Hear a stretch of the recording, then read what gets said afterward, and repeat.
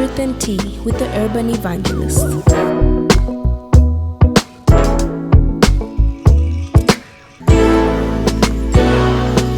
Welcome to Truth and Tea with the Urban Evangelist. Welcome to yet another interesting, exciting, insightful, enriching episode of Truth and Tea. This is the podcast that filters everything through the lens of faith. I am the Urban Evangelist, and it's always a good time to have a cup of truth tea. Today we're discussing strengthening family bonds in a time of a health crisis. So in times of health crisis, it's normal for families to suffer uncertainty and discomfort, but it's also in times of a crisis that strengthening family bonds becomes especially important. A person's quality of life tends to be similar to those around them. So when someone you love develops a serious illness, the negative impact on the patient's life can also influence the rest of the family's well-being. While it's critical that family members support their sick loved ones, it's equally important to be aware how this can take an overwhelming toll on the whole family. So this episode is all about gaining an understanding of some of the challenges that may arise and how a family can be better prepared to work through them as a strong, united front. Joining me today is the founder of Kayula's Childhood Cancer Foundation, Mrs. Mumba Sata. Welcome to Truth and Tea. Thank you so much, Mainza. It's wonderful. I'm so humbled to be here. It's an absolute pleasure to have you. Thank you for making the time. So tell me, today we're talking, how to strengthen family bonds in a health crisis. Yes. And first of all, I just want to get your views on family and what it means to you. Okay, well, family for me is a big thing. Family is everything. I come from a family where we're very close. We was that sort of family where even if we see each other yesterday, we'll still hug and kiss, as a greeting. Yes. And I think some people find that like a bit overwhelming. But that's how we are. Yeah. We speak to each other every day, whether it's mom, your late dad, my late father would call us, each and every one. We're four of us. I've got three other siblings. He would call us every single morning. Wow. And I think that was one of the things that we miss when he, when we were burying him. Putting him to his final rest. But we speak to each other, 3-4 times a day, speak to mom, and, again. So for me, family is really your rock, from which you then stem from and from which you then launch whatever it is you want to do. Right. You have the rock, it's your rock, and it just sustains you in good and bad times. So for me, family is critical, it's very key.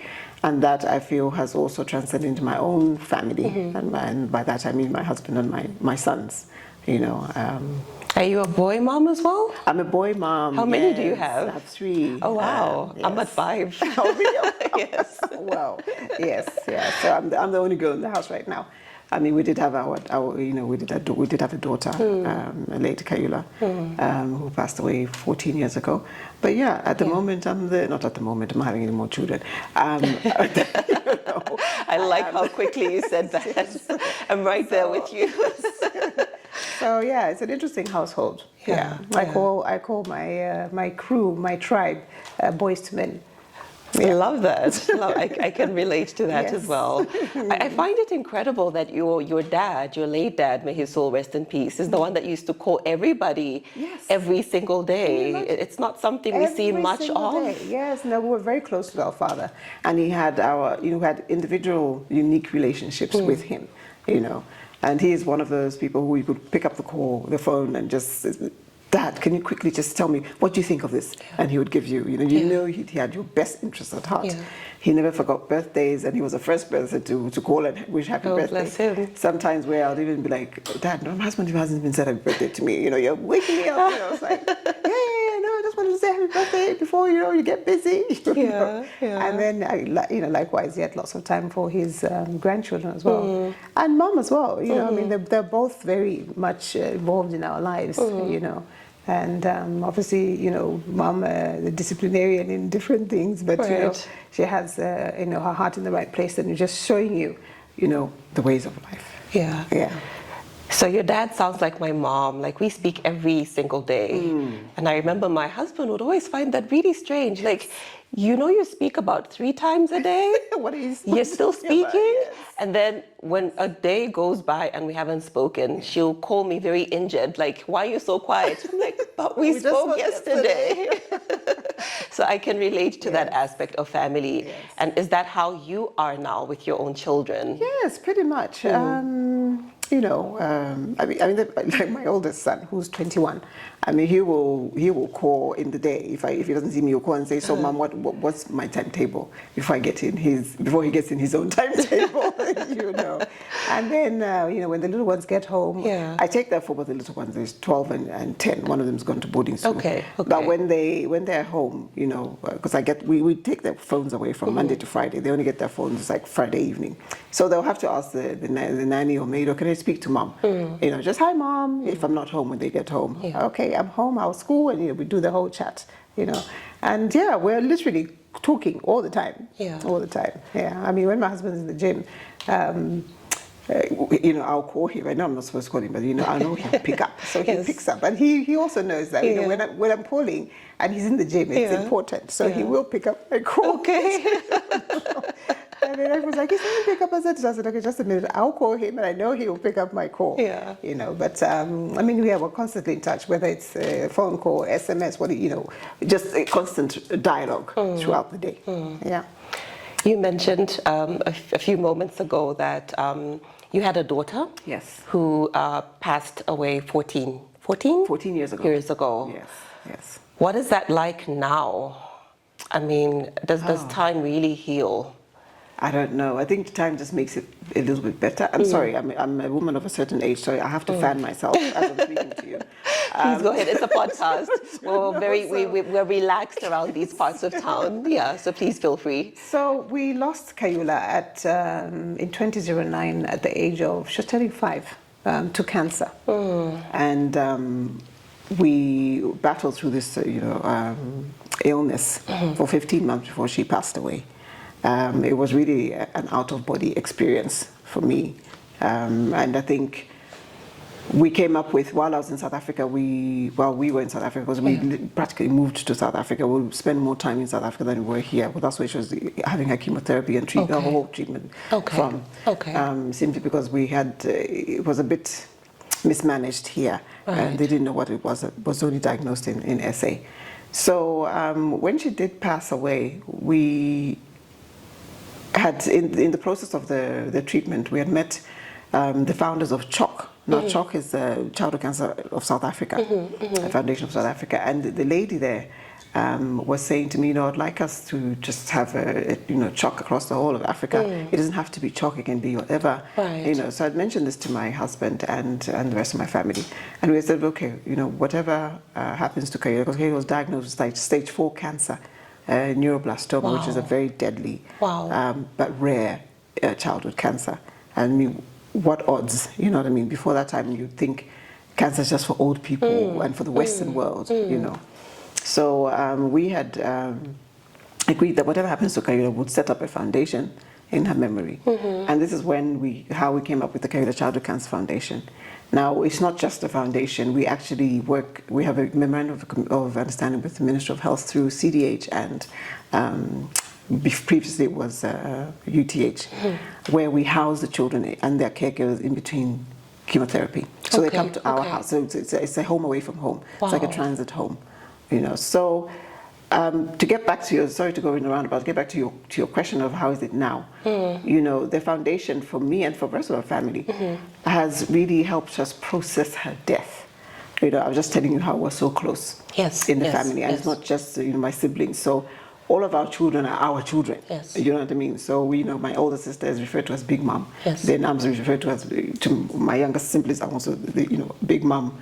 In fact, they call us Big Mom Mase, according to her daughter, and I'm Big Mom Chanza, because of my son who's in the middle. Then there's auntie and uncle. So we've got 3 sisters and a brother. So we're all, our children are each other's children, basically. And it was a complete devastating blow to the family, the entire family. And the foundation really has helped us process her death. and continues to help us process her death, continues to help us just know that her death was not in vain. Yeah. You know, we have had a few cases of survivors, and we do have survivors on our team. Incredible. You know, and so it really just helps you, you know, just realize that God is the one who is the author of our lives. You know, we often say that it's we're here for a reason and a season. Yeah.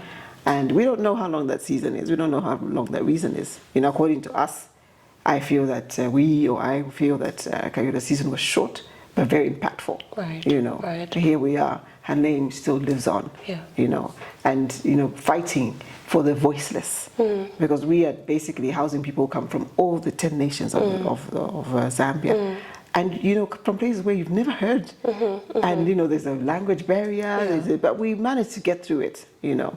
And these people are able to go through chemotherapy without abandoning treatment, you know. So that, I mean, and our children are our future, you know. And it's a sector where it was very rare. People didn't know that children have cancer. You know, so now we advocate, and people are now beginning to know and see that even children can get cancer. So it hasn't been an easy journey. I mean, it's, you know, you go through, me in particular, for me, I'll go through my valleys, you know. And sometimes my valleys it's a bit difficult to come out. Yeah. So I really have to be kind to myself in terms of sometimes where, you know, we have so many funerals in Zambia. And sometimes when it's just too many funerals, I literally have to just step back a bit, because I know that once I go into that valley, it will take me a very long time to come back out. And, you know, then I've got my whole family to my everyday, you know, family to deal with. There's my husband, my children, and everything else that I have, other commitments. I just need to be on, you know. But at the same time, I think it's important to allow yourself to grieve. And we all grieve very differently. Exactly. You know. So for me, the foundation has been my grieving process, and now it's a happy process, because I'm seeing the difference that it's making to the nation, to the children. And for me, that's really the most comforting, you know, to be a vessel of God, to allow His project. Yeah. You know, we've had our struggles sometimes where we're, you know, Orlando wants to kick us out, and, you know, just at the last minute something comes through. Yeah. And I've always said, this is God's project, you know, so whatever He's sustaining it. Yeah. And He's sustaining it. I mean, you know, you have things where, because of the type of family we come from, you know, people want to politicize this. What does politics got to do with childhood cancer? You can't. I mean, we lost a child. It's almost like, what planet are you on to think that politics affect, you know, how can you compare a child's loss? And by the way, I noticed one of your podcasts, you said you lost a child as well. Yes. Yeah. And my condolences on that. Thank you. So it's going on to 3 years this December. How old was she? Was 21. Oh, wow. Yes. Oh, my goodness. Yeah. So we lost her to an autoimmune disease, which in its final stage is the equivalent of liver cancer, stage 4. Yeah. Oh, wow. So she had liver autoimmune disease. Oh, I'm so sorry about that. And so she was the girl in our house. Yeah. And then, now it's us and the boys. Yes. So very similar. Very similar. Very well, Yeah. You know, almost exactly the same, you know. Yeah. But I like what you said about how Kayula might have lived a short life, but it's very impactful, because from everything that you've said, I mean, the impact is it's still reverberating, you know, with everything that the foundation is doing to change the lives of children in this country and their families as well. And I like that there's intentionality in taking the family along, because it does affect everybody. But I just want to take you back to the time when she entered your family. What was happening? What was that like? What number child was she? How was she received? Yes, Kayula was our second born. Okay. So we have a 21-year-old who's All almost right. 22. And so she would have been 19 this year. Yeah. She was the first granddaughter. Wow. Yeah. So she was the first granddaughter of my father-in-law's the Sata side on the Mumba Sata line. Yes. Yeah, she was the first granddaughter. And then, well, you know, between my siblings and I. Also, again, she was the first granddaughter, so followed by, I think, her cousin 9 months later. Okay. But it was now just like, because we had two boys, in terms of the two families. Yes. Two boys. My mother had a son, I had a son. So very excited to receive her. She was named after a late aunt of mine, and also her name was Zina, named after my husband's late sister. Okay. Yeah, so very excited. I mean, she was quite close to her dad and her paternal grandfather, very close, and also my father, took them on. So it was exciting times. And then when my older sister had a daughter 9 months later, they were also quite close. They grew up together. They were always like, the two of them. She started school. She went to the French school. Okay. Yeah. So she was actually even at school. Yeah. And she was a girly girl. Very, very girly, pinks and purples, just pinks and purples. I remember one time her father bought her some Crocs and they were beige. Oh, wow. And that's how she refused and to she wear was not these. having it. I think those Crocs stayed like 6-7 months. And Dad tried to convince her. She was just not interested. I think I had to buy a little pink attachment or something, yes. and that's when she wore them, But she was a very girly girl and, very close with her brother. Kunuli, who is one of our main volunteers at him and his cousins, the main volunteer, the brothers basically. Okay. When I say brothers, I mean my siblings' children also. Very strong volunteers for the foundation in everything they do. Yeah, so it was an exciting time, and I think her going to the French school and learning in French, speaking English at home, was very exciting for my mother, because my mother was brought up in Congo, so she's Francophone. Okay. Even though she's Zambian. Yeah, so she thinks in French, and was very excited about having this, granddaughter who she could, was looking forward to speak to in French. Yeah, so it was exciting times. She was diagnosed with cancer at the age of 3. Yeah. Did that happen suddenly? Were there telltale signs? When she was in her 7 months, 8 months, 9 months old, she had like lumps in her, behind her, in fact on her neck. Okay. And when I took her to the doctor says, oh no, maybe it's because how us African we like to plait our baby's hair. Yes. No, it's because you're pulling her hair. So there's the lymph nodes that have grown, so just stop plaiting her hair. Okay, stop plaiting her hair. We carried on, she started school, and meanwhile these lymph nodes never went away, But the doctor said there was nothing to worry about. So she carried on with school, and at school, one day she came back with a limp, So, Kayula, did you fall? Yes, I fell. But this is like a 3-year-old you're doing, so maybe she might have hit herself. Why are you dragging your leg? Yes. So then the next 2 weeks, I think, or so, the headmaster of the French school called me in one mid-morning. She says, Mrs. Sata, can you please come here? Haven't you noticed that your daughter is dragging her leg? I said, I have noticed. I've given her. She says she fell. She says, no. And then she's just lethargic, She's lethargic and she's just sitting. So I went and picked her up mid-morning. And she was, at that point, she was just almost weak, Took her to the doctor. She needed a blood transfusion. Okay, blood transfusion for what? Okay, she was looking pale, And so we did the blood transfusion. Then we started doing our investigations. Yeah. We went to the children's hospital she was going to at the time. And now it was like, oh no, because at this point now her stomach was distended, which we didn't even notice at the time. What does that mean, sorry? Sorry, it was like protruding. Okay, like the way the malnutrition children look. The stomach is almost like it's bloated. But not, but sort of. And so they felt, oh no, maybe it's a TB of the stomach. Ruled that out. Oh no, maybe it's HIV. Ruled that out. I could tell you she's negative because I'm negative. Both her parents and her parents are. And then, oh no, maybe it's a sickle cell. Because her grandfather was a carrier. They ruled that out. Did the test, ruled that out. So at this point, we had now, I think, had 2 or 3 more blood transfusions. Said, this is crazy. Right. And we had pulled her out of school. She would just be on the couch sleeping the whole day. And so we're now waiting for Professor Chintu, late Professor Chintu, who was the only hemat-oncologist at the time. He was away in Hawaii, but came and found and felt her stomach and said, look, there's a mass in her stomach. None of these people you saw felt this mass. We've been going around and no one has noticed anything. So then he says, no, we need a CT scan immediately. CT scan, the Stark was not working. The only one that was working was on a copper belt. At this point, I think we had 4 or 5 blood transfusions. She was quite sick. Yes. And we just thought, this is this is just so crazy. Let's just get on the first plane out of here. And luckily, you know, we could actually afford to do that. Right, right. So we flew to South Africa. Got to South Africa, I think we're transferred from one hospital to another because they Garden City Hospital or something like that. And they now, I remember this journey, you know, we left in such a hurry that all I had on me was euros that I traveled with. And I remember the hospital refusing to admit us because we didn't have rands on us. And I said, but surely you can, while I'm getting somebody, I said, you've seen that I'm literally carrying this baby on my back. Yeah. You know, can we just get us admitted? Yeah. I had to now call my sister and I said, look, can you please just come and pick up these euros and change them for me? Yes. Because I'm literally in the reception for 2 hours. We haven't seen any doctor. Wow. I just thought, wow, I just think that at some point you should be able to secure.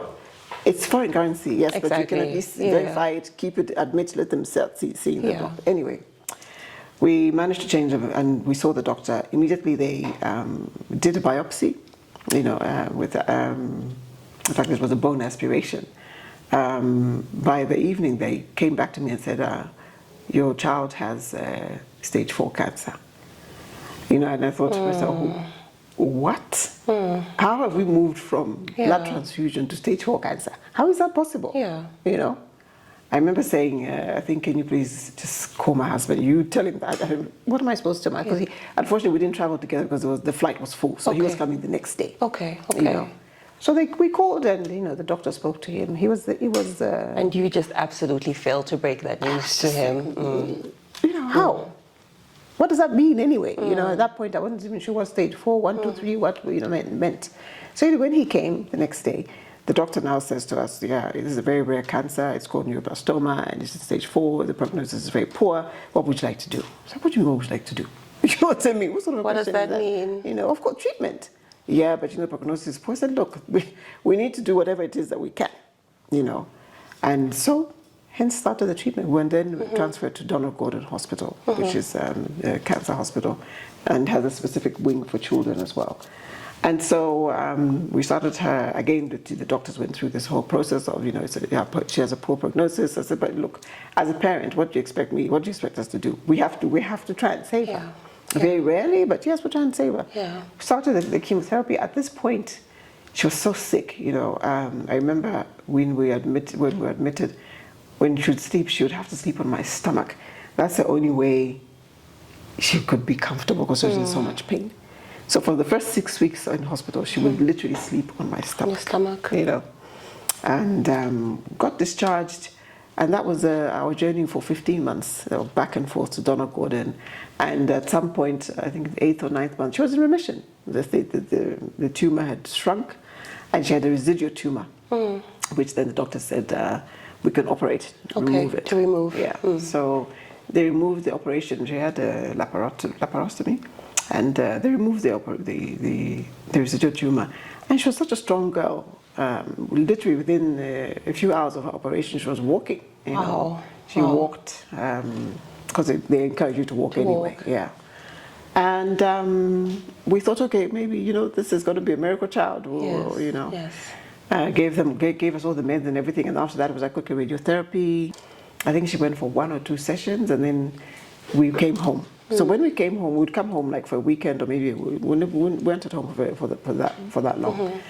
And this time we came home, we were supposed to be home for a week or 2.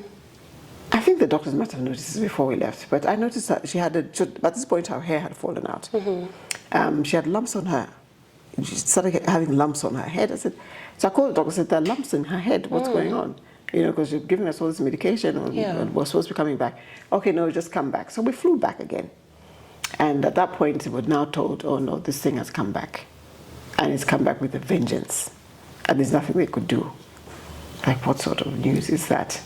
So, and they literally said, there's nothing we can do.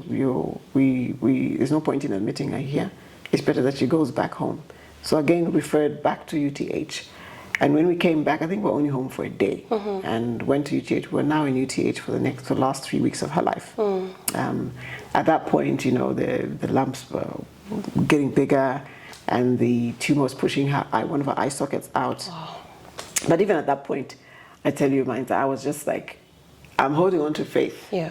You know, I've been praying. We've been, you know, how many times have we prayed over this? You know, we've quoted 1 Peter 2:24. We, you know, Jesus Christ took up our stripes and our, you know, our disease, and by His stripes we are healed. You know, Psalm 91. I mean, what didn't we pray? You know, at some point during the whole praying journey, I didn't want to go to TB Joshua. I was telling my pastor Walker, I'm going to TB Joshua. I have to go. So then, you know. They would say to me, look, we're all praying. And my connection group would pray. You know, the type of prayer we're praying is not going to be any different than what you're going to get at TV Joshua's. But you know, you're so desperate as a parent. Of course. And you're willing to do anything, you know. So the last few weeks in the hospital, every day, we had so many visitors come through. And then we noticed there were other people in the hospital who only didn't have visitors, you know. I remember my father-in-law would every day would bring a big, whatever it was, whether it was yogurts, bananas, and you know. Then I would then just distributing the ward as well. We had several people bringing us breakfast, several people bringing us lunch, several people. It now got to a point where family would come and sit and have breakfast with us. You know, because there's that much food. Someone would come and sit and have supper, lunch with us and supper. And this every day. And this is what I was saying about family. You know, I didn't have to worry about food or anything, nothing at all. And even when I was there, you know, they would be like, okay, you know, you can go and take a walk. We've got this. We'll be with her. You know, we'll feed her, and you know, at least we'll just give yourself some time out. And so, I remember the day she died. We were all of us. I think Mom had asked me the night before to go home. I hadn't been gone home for 3 weeks, you know. So she said to me, "We'll stay." So for 3 weeks you were just in hospital. You didn't go home. I didn't go home. Okay. I think I went home once to just get something. And so the night before she died, Mom said, "No, just go home and just have a good rest." I've got to think. I need to ask her whether she was told something. You know, it's only now that I'm speaking to you that I'm thinking maybe she was actually told something. And I said, "No, Mom, I don't want to go. Why should I go?" She says, No, just go, you know. Just go and, you know, go with your husband and we'll be fine with her. She had a young sister there, I had my aunt. And so they stayed with Kayula that night. And when we got back, at this point she had been receiving blood transfusions, but then she started rejecting the blood, you know. And when she started rejecting the blood, then that's it. It's really, you know, game was over. At that point, I was still thinking, this is going to be a miracle baby. We're still, you know, we're just going to get up, you know. I was thinking of how Jesus raised, you know. And I just thought, you know, this story can't just end like that, you know. So there was an uncle of mine in hospital at the time as well who had the oxygen. And I was like, oh no, she needs an oxygen, but the oxygen machine is in the adult ward. And I was thinking, there's only one oxygen machine in this whole hospital. You know. But you know, when they're trying to just, I think they're basically just trying to delay. They know that the patient is going, basically, you know. So when she passed away, I remember the minute she passed away, I picked her up. And I just said to her, well, she was a believer. In her small little body, she was a believer. She knew Jesus Christ, and she knew God, and she loved Christ. And CC Wine was one of her favorite gospel singers. Wow. You know, so I remember just saying to her, God loves you, and it's okay. I remember a few days before that, Pastor Walker had said to me, because she had gone into crisis, and he said to me, you'll be fine, it's okay. And I said, no, Pastor, I'm not going to. I'm just not ready, you know? But I can tell you, my family church and my family, oh my goodness, I wouldn't have done this without my family church. And they would check on us and just hold us, literally hold us, you know, throughout they held us right through the whole process.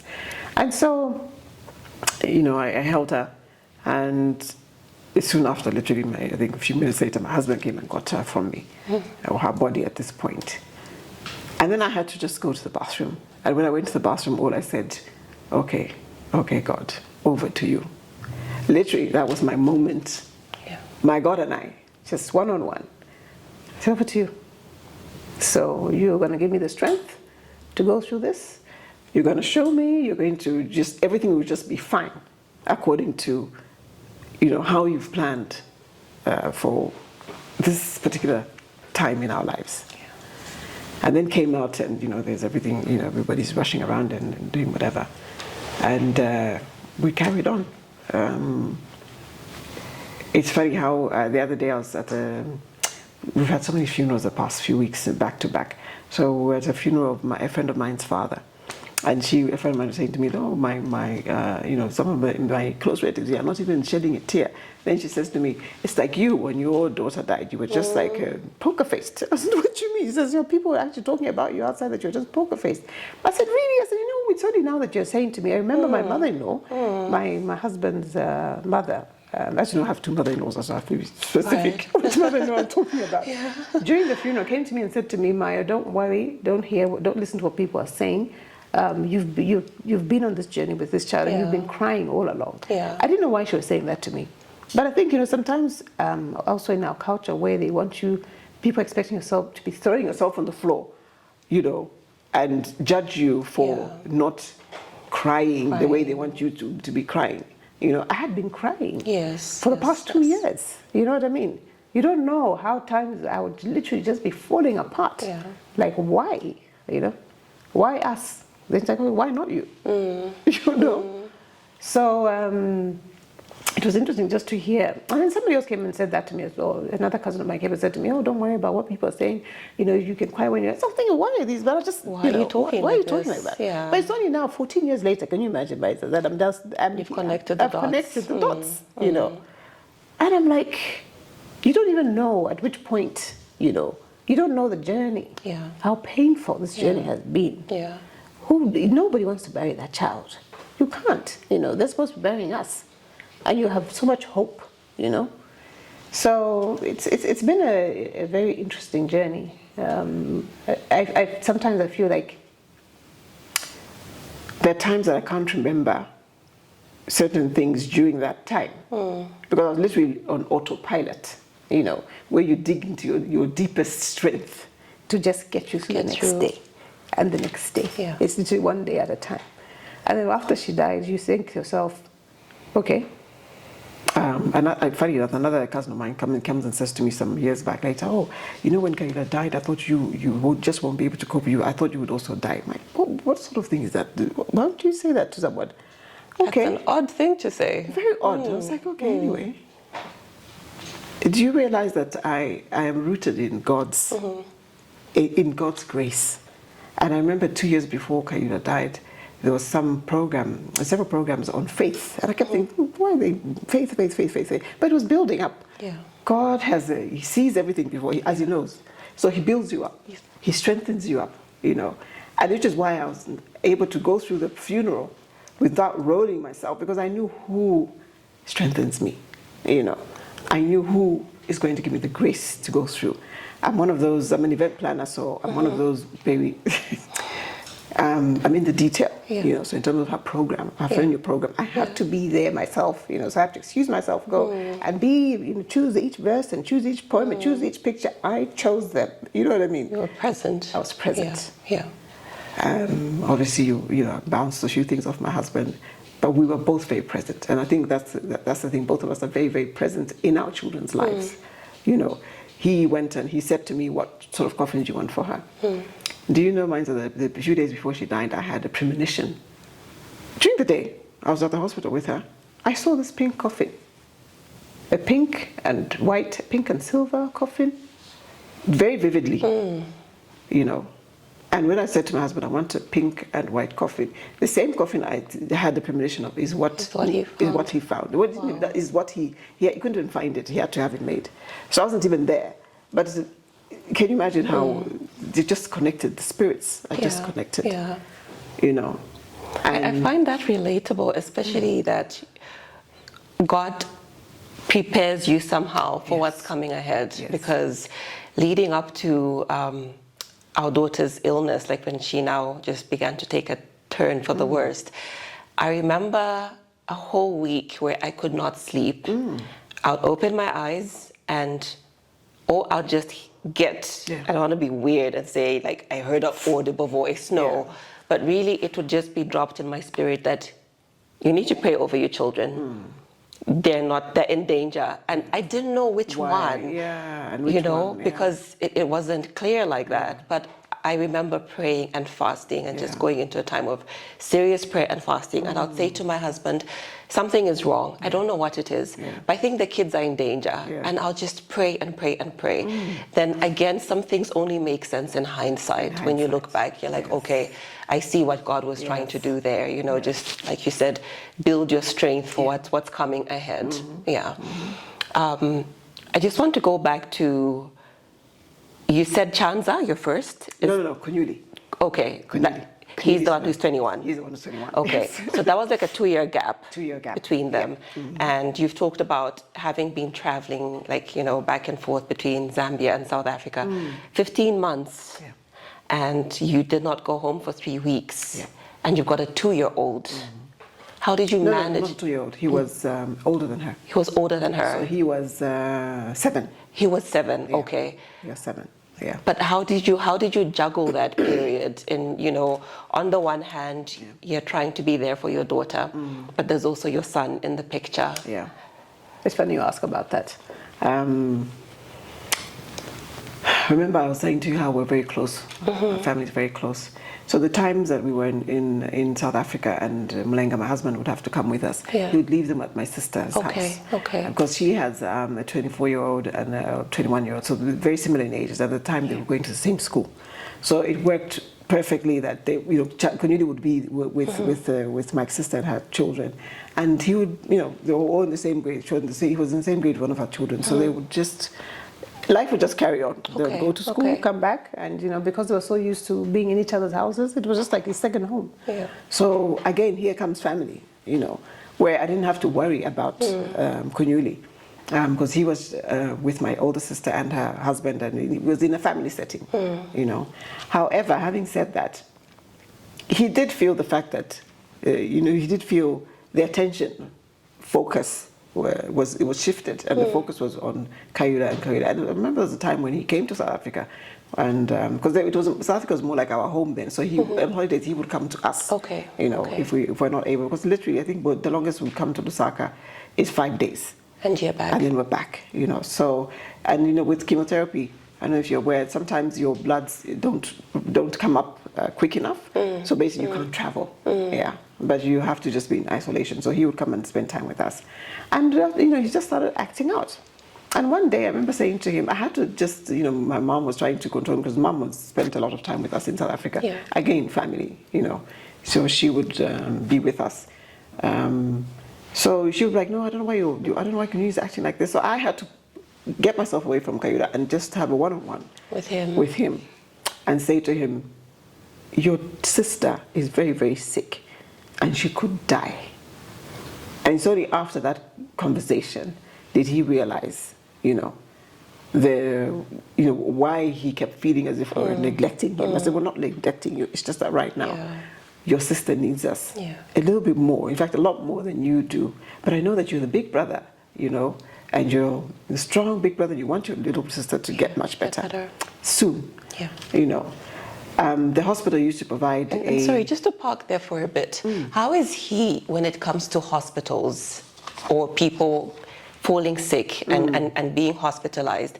And I ask this because, I mean, we had to explain to the boys that the reason why they're not seeing their sister and a lot of us is because she was in hospital and we were looking after her from there. And so they get terrified when anybody gets hospitalized because they feel like, what if they don't come back? Because our sister was in hospital and she never came back. So is that something that had any impact on him? You know, I'll probably have to ask him, but from what I see, I don't think he's affected. All right, that's a good thing. Because we had to take them through that process. People fall sick, they go to the hospital for treatment, and they'll be fine. They'll come back. They'll come back. Yeah, but I think it's different aspects of things that, you know, an illness will affect the children. You know, so in terms of just having to get time out, you know. So the times where I'd have to leave Kayula with mom, or if my husband happened to be there, I'd have to leave Kayula with Mulenga, and then, you know, go with Chanza and spend time with Chanza, you know. And then vice versa, dad spent time with him as well. So, try and build that bond and just trying to show him that we still love you, Right, right. We also had a counselor at the hospital. Who counsels a sibling. Oh. So it's a big thing. Yeah, it's a big thing. I mean, that's huge. It's a big thing. Yeah. Because the sibling does get affected. Yes, and indeed. sometimes, you can forget about the sibling, But whether it's a sibling or it can be, it doesn't have to be a sibling, it could be anybody else in the family that is close to the patient that gets affected. So you need to always pay attention to the rest of the family members, What's happening with the family members, what's happening with the friends even, Kayula had some little friends who were wondering, where is Kayula? How do you explain it to 3, 4-year-olds, 5-year-olds? What do you explain? I was telling you about my sister's daughter, who was very close, 9 months younger than Kayula, and they were very close. But what I remember distinctly is after Kayula died, my niece never went back to Sunday school because they were always together at Sunday school. She now just turned 18 and she has never been to Sunday school. Really? Since Kayula passed away. She tried to go a few times and it just... She couldn't. And now, it's only now that I think we neglected that aspect, because she must have been going through her own issues, and, hopefully as we speak, because I think sometimes we tend to forget, and especially because she's a quiet girl. So she internalizes a lot. Yeah. Whereas like Kayula's brother, he's loud, and, so he will speak, he say whatever it is that he's feeling, you will know. Yes. You would know.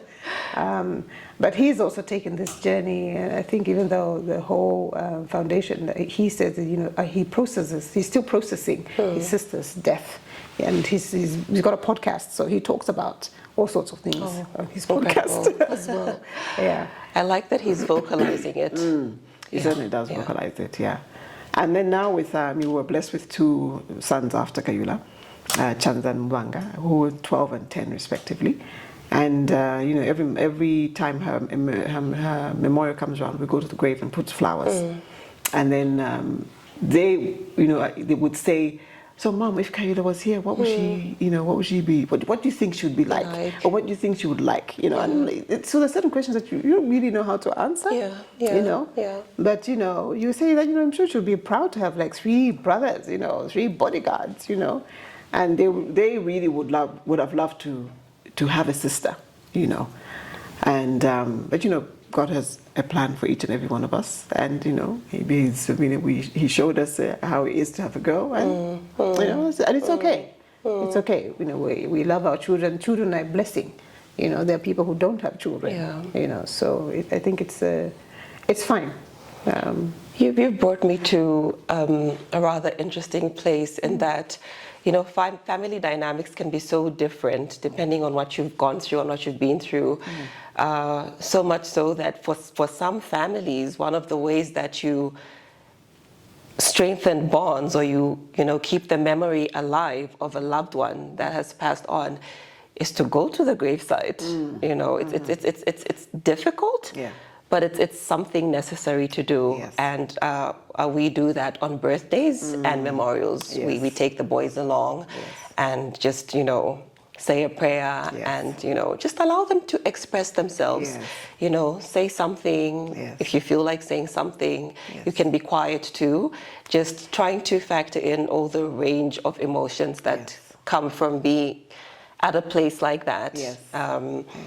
There's one who never met his sister, but the others, have a very vivid recollection of her, so those are some of the dynamics that, unfortunately make up the full spectrum of life.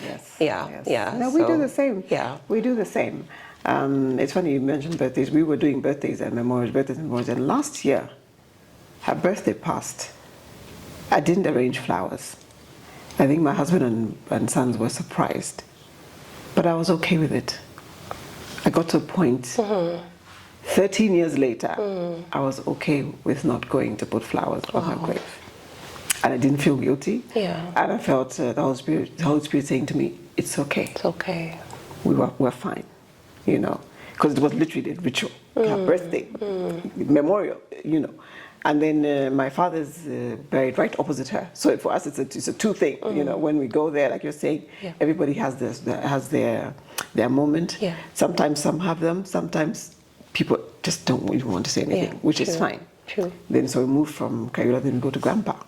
You know, somehow Grandpa's is easier. I don't know, for the kids. I don't know. Yeah. You know, it's easier. They speak. You know, they talk about how, you know, they're shining down on from heaven. You know, but yeah, I was trying to say to you that. So I got to a point where I was okay. It was okay not to put flowers on her birthday. Literally, I remember my husband being on standby the whole day. It's like To go. So, yeah, to go. And then he's like, "So where are the flowers?" I said, "I didn't order any." Okay. And I think, you know, this sort of this pregnant pause, like, okay. And I said, I didn't order any. So what time are we going? I said, no, we're not going today. We're not going. It's okay. And if you still want to go, I could quickly, you know. So he's just, I think and for me it was more. And that in and of itself is healing. It's healing. It is. Yes. It is. Yeah. So time. Yeah. Time. Yeah. Time, you know, it gets you to a better place every single time. It gets to a better place, and you can't. It's always a whole. I mean, especially as a mother, you carried this child. You know, I shouldn't say especially as a mother. I mean, even my husband. I mean, Kaido was a daddy's girl.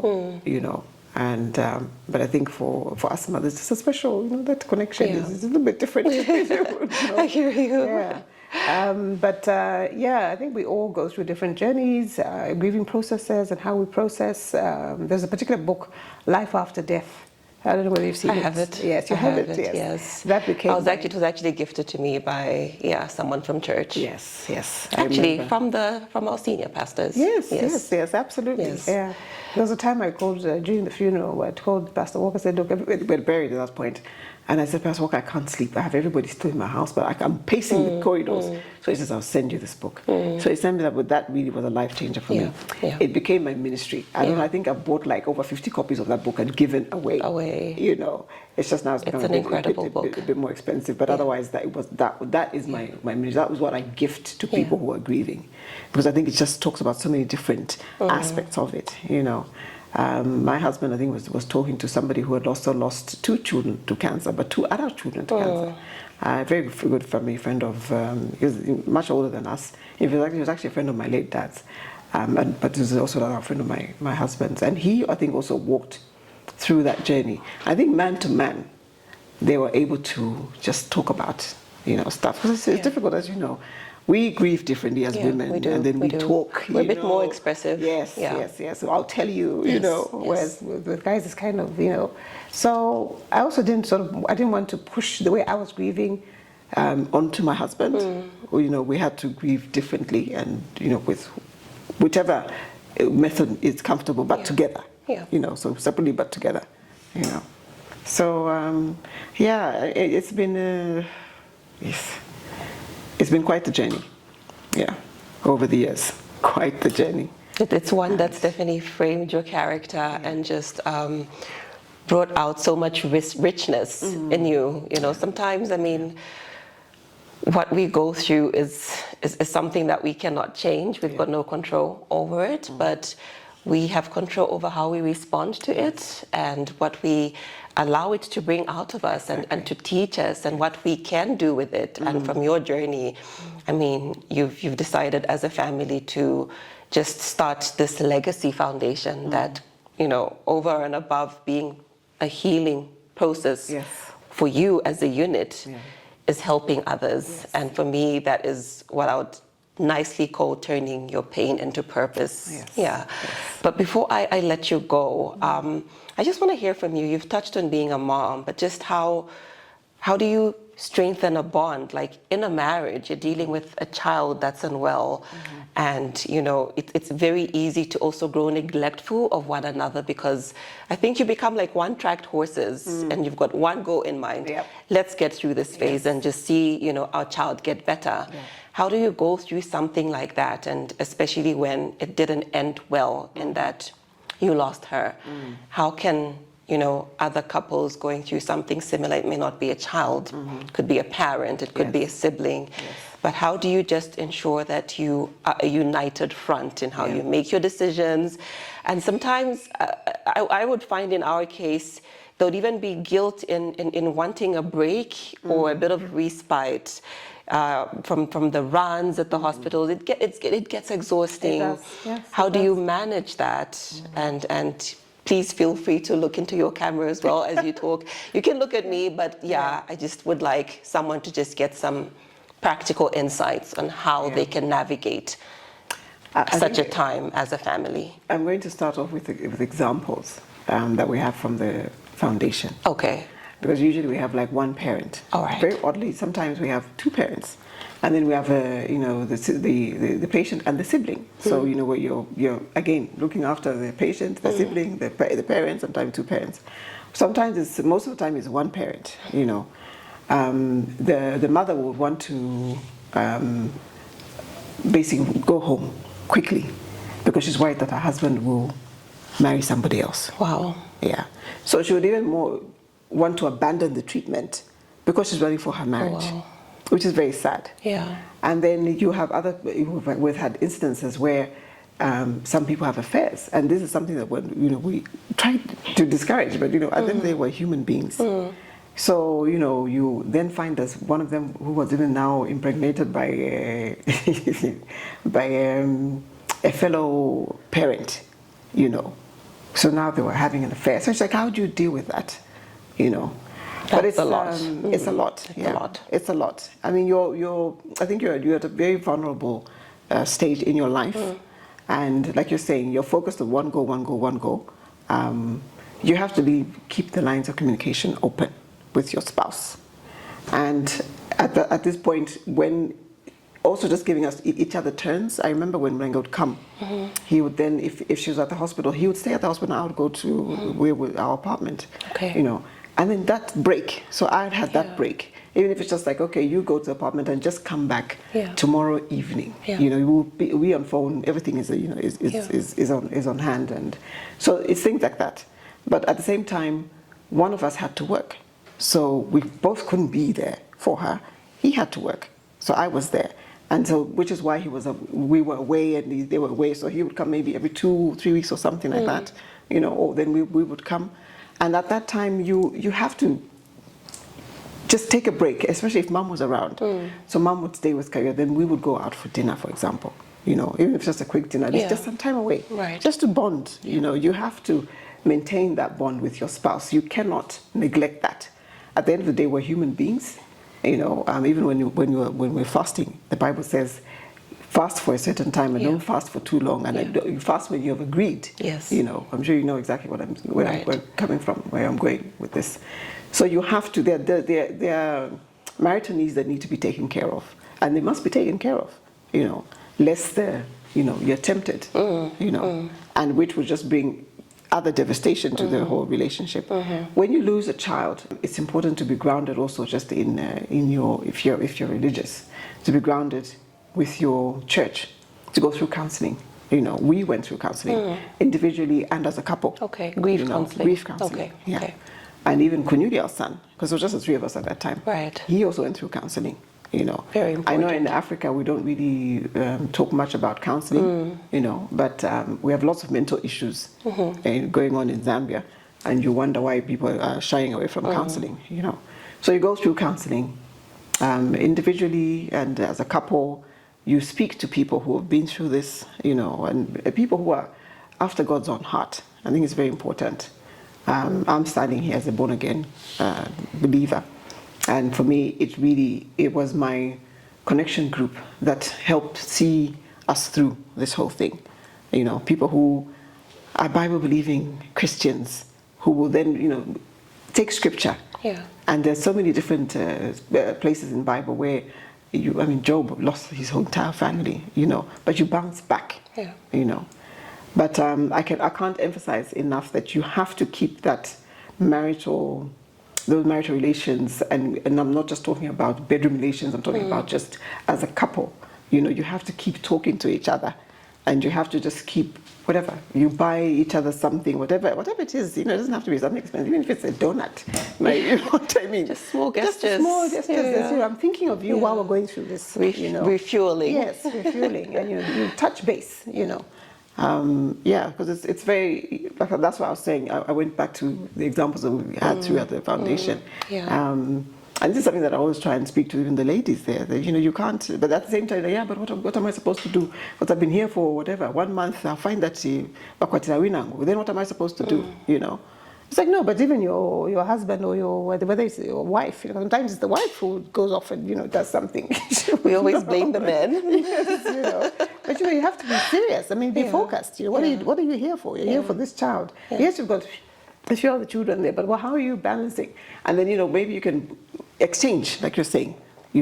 If you are able to exchange the caregiving, swap. Let the other parent go and have a look at it, just bond with the other children, and you swap for a time period. Also engage your employer. If you need to get some leave, engage your employer. Can I have some time off here so I can be with my family? But yeah, it's a real thing, and I think it's something that needs to be, it shouldn't be overlooked. Yeah, it must be addressed in the psychosocial. We provide psychosocial counseling at KCCF. This is part of some of the things that we talk about. So it's not just home away from home. It's education. It's psychosocial, and just talk about stuff. So lots of integrated services. Yes. And funny enough, I just wanted to mention something that there's a lady, I can't remember where. We're talking about grief. I think she had lost someone or something, a child, and then she said to me, very odd. I can't remember what I said to her. So she was like, oh my goodness, I didn't realize that so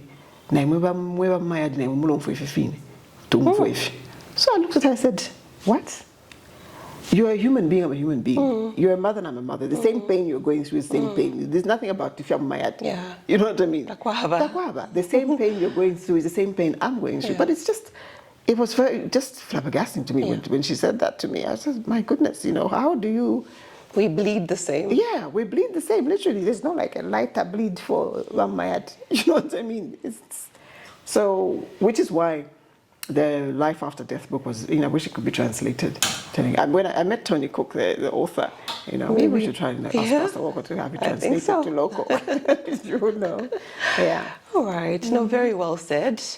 And I know that whoever's been listening in or watching this has picked up something very useful, something that they can run with. I'm most certain I speak for many when I say this. And we're taught at an early age that family is the first unit of socialization, but also it's your first line of support, of love,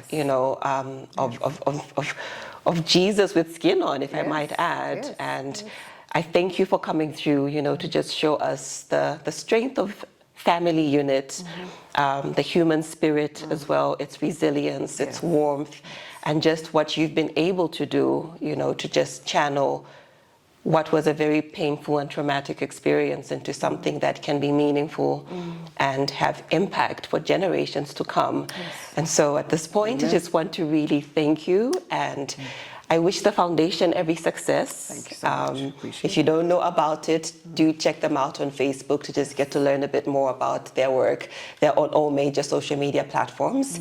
So thank you so much. Thank you. I'm humbled. I'm really humbled for it's been amazing hearing from you. Thank you so much. And I mean, more power to you as well. This is exciting stuff, and looking forward to many more episodes. Thank you so much. I was trying to catch up. Right. But, You've got a backlog.